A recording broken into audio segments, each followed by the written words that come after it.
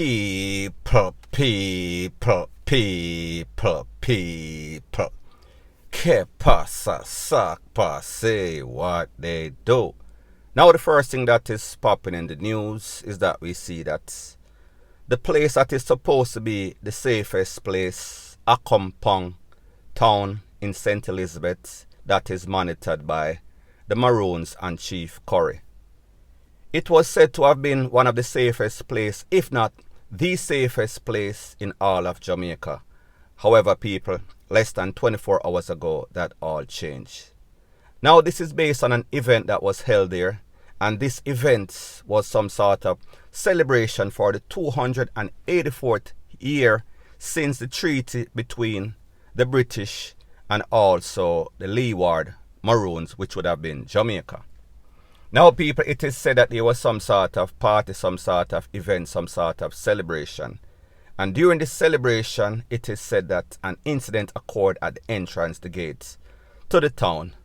Based on information, it is said that at about 8 o'clock, there was a standoff. So basically, people, there were some foreign dignitaries from other countries and mostly Africa that were there as a part of the celebration or accreditation of that place, and even though it has been 284 years. However, we know that there has been all sorts of conflict as it pertains to the JCF, Jamaica Constabulary Force, the government of Jamaica, the JDF, Jamaica Defense Force. So therefore, they were also there in attendance to make sure that everything was okay.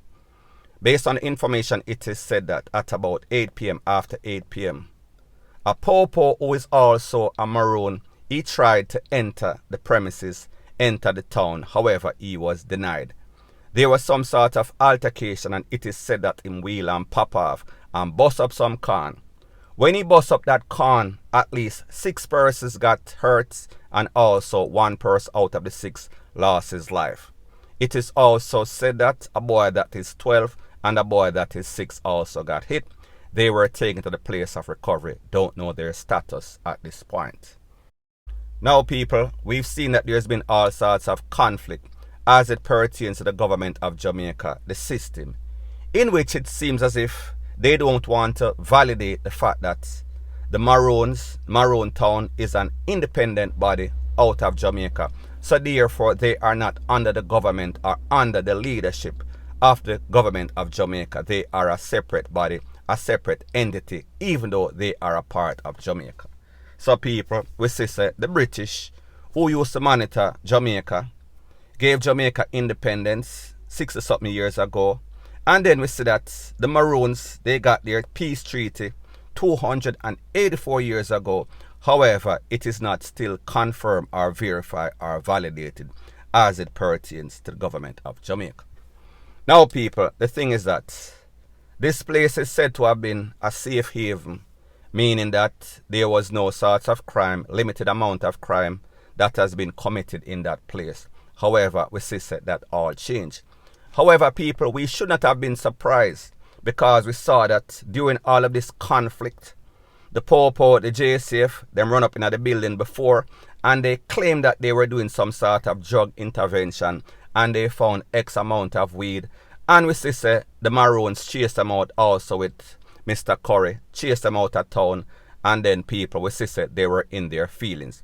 A lot of persons in Jamaica would have thought that they would have retaliated. However, people, the truth and the fact is that if there's any sorts of treaty, if there's a validation to the treaty that was signed 284 years ago by the British, therefore these people are their own government.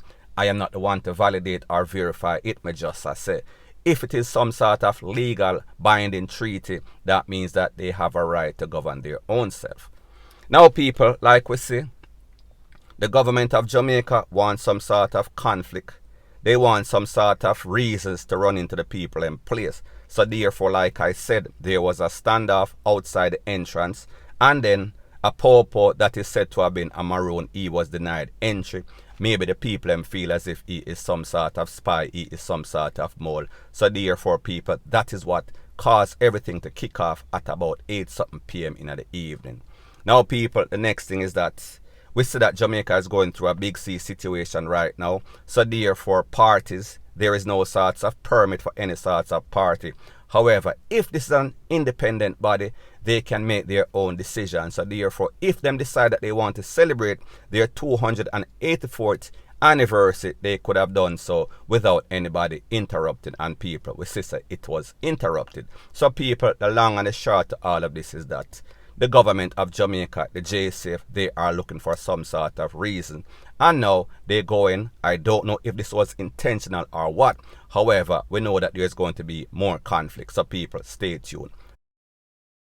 Now, before I move to the next parts of my video, please subscribe to my next channel. It is called Jamaica Dancehall Source, and I'll be pinning the link to that channel in the description of this video. And also, please subscribe to this channel. And when you subscribe, please press the notification bell or icon, and also press all in the option. Now, people, we see that there's been a big war between genocide and the dark side in central Kingston. And we see that the Popo summons a couple of people, 20-something people.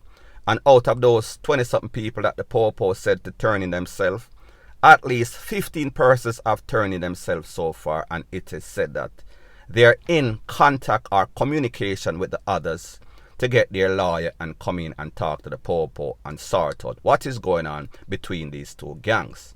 Now, people, like we say, the whole of Kingston hot, hot, hot like magma lava. However, people, even though they are saying that they are coming to some sort of agreement with the Popo, it seems as if the war is still raging as it pertains to Kingston. Based on information, it is said that at least 2 persons lost their life in downtown Kingston yesterday. I am not sure if this is 100% connected to this. However, people, I am going to let you take a listen, take a look to the voice notes, and then I'll give my piece. Right by North Street. One shot, yeah. Right here, so.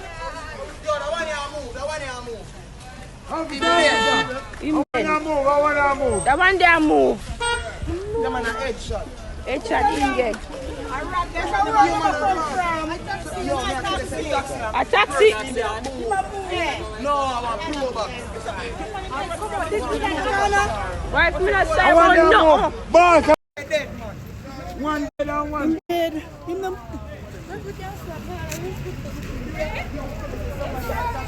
Give me another man. I want to move. I want to move. Man. I want to move. I want to move. I'm making my security.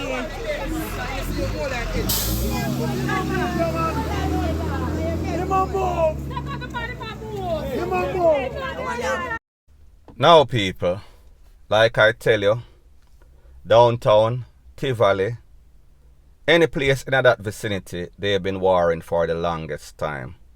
It seems as if there won't ever be peace as it pertains to those places. Then we see we are talking about Dark and also Genna. They are going back and forth at it. And people, the latest 2 victims, or the 2 latest victims, are some persons that were said to be either a security guard, either a taxi driver. They were in some sort of pro box. Now, people, these 2 men, they were taken out. And even if they make it, or one of them make it, they would be in some sort of vegetative state, because based on the type of tool that was used and based on the fact that they were hit directly in the head at least 1 or 2 times, a couple of times. So therefore, their chances is minimal, or it looks kind of dismal. Now, people, there's a war between gangs, and these gangs, they are taking out mostly innocent people. So therefore, Dark and Genna, them have a problem. However, they are taking out innocent civilians, passers-by, people that are just going about their merry business until it becomes unfortunate. So people, what is the whole idea of it?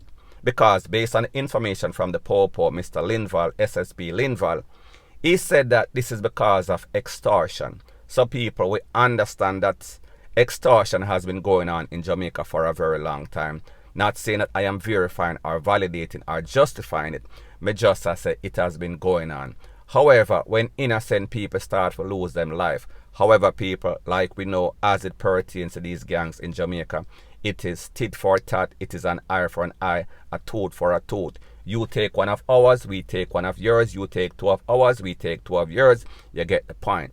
So people, it does not matter if you are gang affiliated, as long as you're from an area that they are warring with, you are an equal opportunity target. So people, it only shows you that these gangsters, they are nonsensical. The motive or the reason for this conflict is because of extortion money. So therefore, they are targeting the businesses. However, based on information from the Popo, Mr. Linval, SSP Linval, he said that the business owners are scared. So therefore, whenever them ask them who is targeting you, who is extorting you, people are acting as if nothing is going on. So people, at the end of the day, you can only help those who help themselves. However, we have to understand that Jamaica is a different kind of place. And even when you tell the Popo, they themselves will go back and tell these gangsters. So people, there is no source of trust. Now people, when we look at what is going on as it pertains to all of these gang conflicts, there is a very bad trend that we see. And it is that most of the persons that are losing their life, they are taken out by head SHOTS. So therefore, these persons, these assailants, they are making sure that whenever them hit somebody, they are gone for good. There is no source of recovery. Point blank and period. So anyways, people, that is my views on the whole thing as it pertains to that. And like me say, it is just my views and opinion. It is not the gospel. Your views and opinion can be respectfully different from mine. But let me know what you think in the comment section. Bless up.